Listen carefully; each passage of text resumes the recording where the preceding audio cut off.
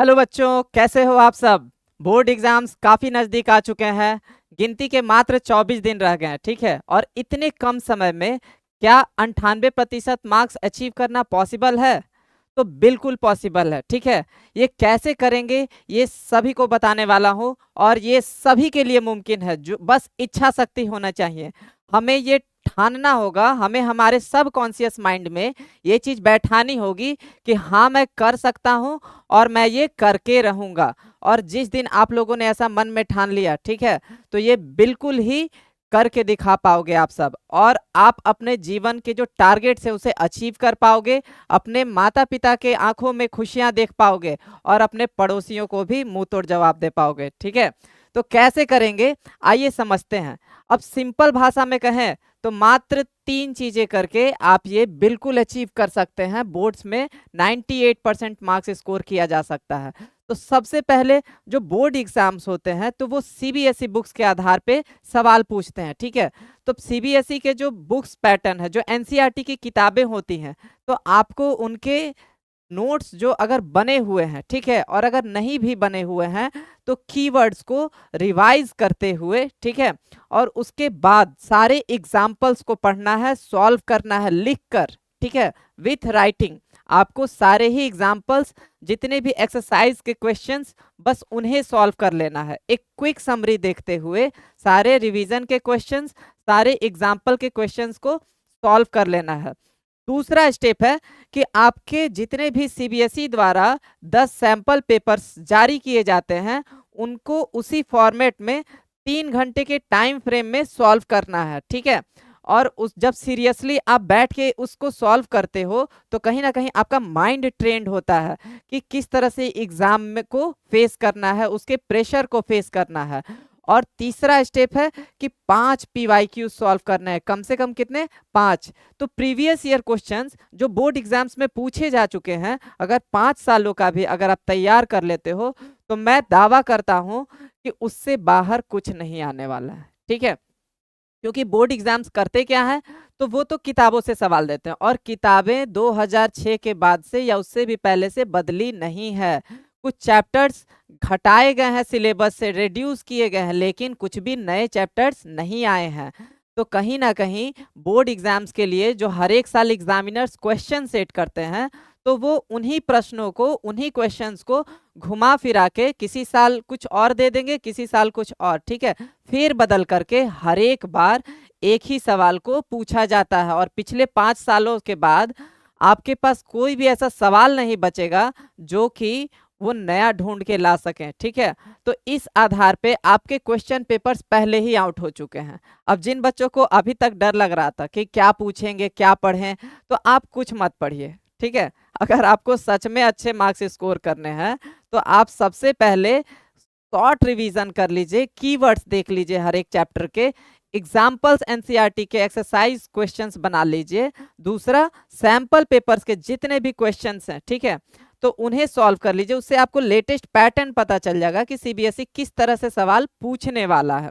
और तीसरा चीज, अगर सवालों को जानना है कि क्या क्या पूछने वाला है, तो प्रीवियस ईयर क्वेश्चंस को लिख कर सॉल्व कर लीजिए, ठीक है, राइटिंग में। इससे क्या होगा कि आपको सारे ही सवालों के जवाब पता हो चुके होंगे, और जो भी सवाल आपसे न बन पाए तो सिर्फ उन्हीं टॉपिक्स को किताब में जाकर पढ़ ले, उससे ज्यादा पढ़ने की आवश्यकता नहीं है। अब इतने ही चीज करने के बाद आपके बोर्ड में 98% मार्क्स आसानी से प्राप्त किए जा सकते हैं, ठीक है। और ऐसा मैं कोई झूठा दावा नहीं कर रहा हूं, ऐसा बिल्कुल मैंने करके देखा है, और लाखों बच्चों ने करके देखा है, टॉपर्स ने करके देखा है, ठीक है। इवन क्लास 12th के बोर्ड में भी फिजिक्स केमिस्ट्री हो या फिर मैथ्स में कुछ डिजिट्स चेंज कर दिए जाते हैं या थोड़ा पैटर्न बदल जाता है, लेकिन साइंस या language papers same to same आते हैं। कोई भी क्वेश्चंस में चेंजेस नहीं आते हैं, सिर्फ उलटफेर होता है या पूछने का तरीका अलग होता है, जवाब सबके सेम टू सेम होते हैं। अब इसी पे आधारित अगर और कुछ पॉइंट्स देखना हो, ठीक है, तो हम देख सकते हैं कि अगर शॉर्ट टर्म रिवीजन करना है हमें जल्दबाजी में, ठीक है, तो हम क्या करेंगे, सबसे पहले जो चीज हम पढ़ चुके हैं उन्हीं को पढ़ेंगे, दोबारा नया चीज पढ़ने का वक्त नहीं है। और क्या करेंगे, क्विक रीडिंग करेंगे, 10 मिनट में एक चैप्टर को रिवाइज करने का प्रयास करेंगे। होता है ना कि 10 मिनट में हम कैसे एक टॉपिक को, एक चैप्टर को फटाफट रिवीजन कर ले, ज्यादा लाइन बाय लाइन टाइम नहीं देखना है, बस देखना है कि क्या हम कर सकते हैं एक क्विक रिवीजन क्विक नोट्स पे, ठीक है। और क्या है, हो सके तो शॉर्ट नोट्स बनाएंगे छोटे छोटे रिवीजन के दौरान एकदम कीवर्ड्स पे कि इसका मतलब क्या होता है, बस आपको समझ में आना चाहिए, बाकी आपको एग्जाम में डिस्क्राइब करके लिख देना, ठीक है। हो पाए तो जो पढ़ चुके हैं वो चीज दूसरे को पढ़ाएं या फिर खुद को ही पढ़ाने का प्रयास करें, इससे बढ़िया रिवीजन का तरीका नहीं हो सकता है, ठीक है। अब क्या है, मॉक टेस्ट वगैरह जो मैंने बोल चुका है, तो मैंने बता दिया ऑलरेडी कि जो मॉक टेस्ट हम सॉल्व करेंगे सैंपल पेपर या पीवाईक्यूज, तो उसको 3 घंटे लगातार बैठ के सीरियस मोड में, जो बोर्ड की टाइमिंग है आपके एग्जामिनेशन की टाइमिंग, उसी टाइम फ्रेम में बैठ के 3 घंटे तक लगातार, ठीक है। जैसे 10:30 से अगर शुरू हो रही है तो 1:30 बजे तक, ठीक है। तो आपको 3 घंटे लगातार बैठकर, और जब भी आप पढ़ें या क्वेश्चंस को लिखने का प्रैक्टिस करें, तो आपकी रीढ़ की हड्डी सीधी होनी चाहिए, तो सीधे बैठ के लिखना है, जिससे आपको नींद नहीं आएगा, ठीक है। और आप थकावट नहीं महसूस करोगे, एनर्जेटिक फील करोगे, ऑक्सीजन लेवल मेंटेन रहेगा, ठीक है। Chapter wise sample papers PYQs हर तरह से आपको मॉक टेस्ट लगाने हैं, जितने ज़्यादा से ज़्यादा हो सके। और जो क्वेश्चंस नहीं सॉल्व हो पाएंगे तो उन क्वेश्चंस को ही सिर्फ और सिर्फ टॉपिक्स में जाके पढ़ना है, किताबों से पढ़ना है, बाकी सब चीज़ पढ़ने का ज़रूरत नहीं है। जो नहीं आता हो, जो नहीं सॉल्व हो पा रहे हैं, सिर्फ वही चीज़ पढ़ना है, ठीक है। टाइम मैनेज कैसे करना है, तो दिन तो वैसे ही गिनती के रह गए हैं, तो उसमें आप क्या कर सकते हो कि 8 घंटे सोना भी बहुत ज़्यादा जरूरी है। अगर 8 घंटे नहीं सोओगे तो पूरे दिन थके थके महसूस करोगे, तो उससे बचने के लिए आपको 8 घंटे की नींद जरूरी है। खाना पीना अच्छा खाएं, कुछ एक्स्ट्रा एक्टिविटी कर लें, और जो बाकी के 12 घंटे बच रहे हैं, तो या तो आप वैसे तो स्कूलों में भी छुट्टियां हो गई होंगी, ठीक है, कोचिंग क्लासेस अगर जा रहे हैं तो उन्हें भी अब धीरे धीरे कम करें, और रिवीजन सेल्फ स्टडी पे बहुत ज़्यादा टाइम देने की आवश्यकता है। तो ज़्यादा से ज़्यादा क्वेश्चंस लगाएं, ज़्यादा से ज़्यादा उन क्वेश्चंस में जो डाउट्स हो उन पे काम करें, अपने ट्यूटर से गाइडेंस लें, या फिर यूट्यूब वीडियोस देख लें, ठीक है, या किताब से जाके पढ़ लें। लेकिन बुक्स पढ़ने का टाइम अब बिल्कुल भी नहीं है, तो ये गलती आप मत दोहराना। और क्या है, इसमें 80-20 रूल होता है, एक जो नियम है, ठीक है, हमारे वेदों से ये निकल कर आया है कि 80-20 रूल क्या है कि 20% सिलेबस, किसी भी एग्जाम में 20% सिलेबस से 80% मार्क्स स्कोर किए जा सकते हैं। और ये 20% सिलेबस हमें कैसे पता चलेगा कि क्या पढ़ें क्या ना पढ़ें, ठीक है।